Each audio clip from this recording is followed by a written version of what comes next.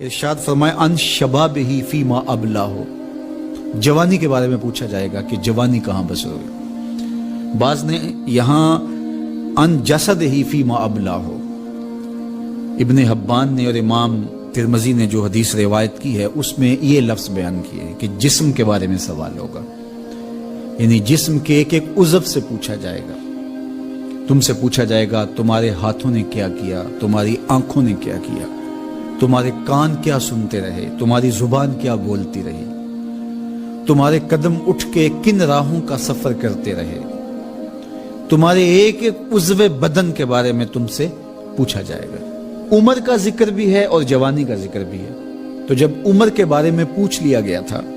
تو پھر جوانی کا الگ سے کیوں پوچھا گیا؟ تو کہا کہ جو جوانی ہے یہ عمر کا خلاصہ ہے۔ کہتے جوانی مستانی ہوتی ہے، یہ شباب کے لمحے، آوارگی کے لمحے ہوتے ہیں، انسان کنٹرول نہیں کر پاتا، لیکن اگر اللہ کا خوف اس کے سینے میں ہو، اس کی محبت اس کے رگو ریشہ میں محو نفوذ ہو، تو پھر جوانی میں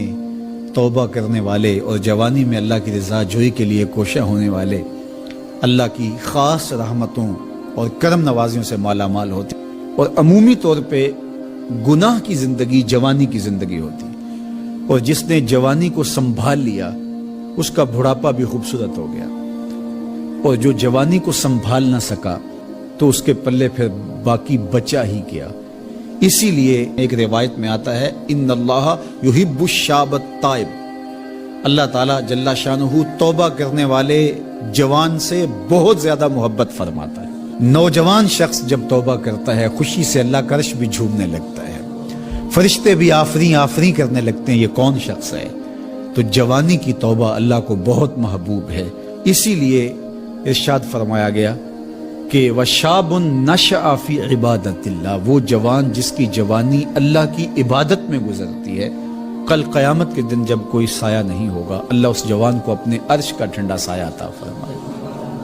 تو جوانی کو سنبھال کے رکھنا، یہ پوچھا جائے گا کہ تو نے جوانی کیسے گزاری۔ دعا کرو کہ قیامت کے دن جب ہم سے سوال ہو تو ہمارے جوان اس کا جواب یہ دے مالک ہماری جوانی سجدوں میں گزری تھی، ہماری جوانی تیرے دین کی نوکری کرتے ہوئے بسر ہوئی، ہماری جوانی قرآن کی دعوت دیتے ہوئے گزری، ہماری جوانی کتاب اللہ کی تعلیم حاصل کرتے ہوئے اور لوگوں تک اس کا ابلاغ کرتے ہوئے بسر ہوئی، ہماری جوانی شرم و حیا کے دائروں میں بسر ہوئی، ہماری جوانی تیرے ذکر میں، تیری یاد میں، تیری محبت میں بسر ہوئی۔ تو وہ جوان جس کی جوانی اللہ کی یاد میں بسر ہوئی ہوگی تو پھر وہ اللہ کو عرض کرے گا کہ مالک جوانی تو تھی، شباب کی جولانیاں تو تھی، میرے معاصر، میرے ہم عمر شباب کی لذتوں میں کھوئے ہوئے تھے، لیکن مالک میری پیشانی سجدے میں تیرے حضور جھکتی تھی اور میری آنکھیں تیرے حضور آنسوں کا خراج پیش کرتی تھی، پھر میرا مالک اس جوان کو کتنی کرم نوازیوں سے مالا مال کرے گا۔ جوانوں کو جو اس وقت میرے مخاطبین ہیں میں کہوں گا کہ اپنی جوانی کو اتنا ستھرا اور پاکیزہ بنا لو کہ کل حشر کے دن شرمندگی نہ ہو کہ جوانی کو تو ہم سنبھال نہیں سکے، ہم دیوانے ہو گئے تھے، ہماری خواہشات بے قابو ہو گئے تھے،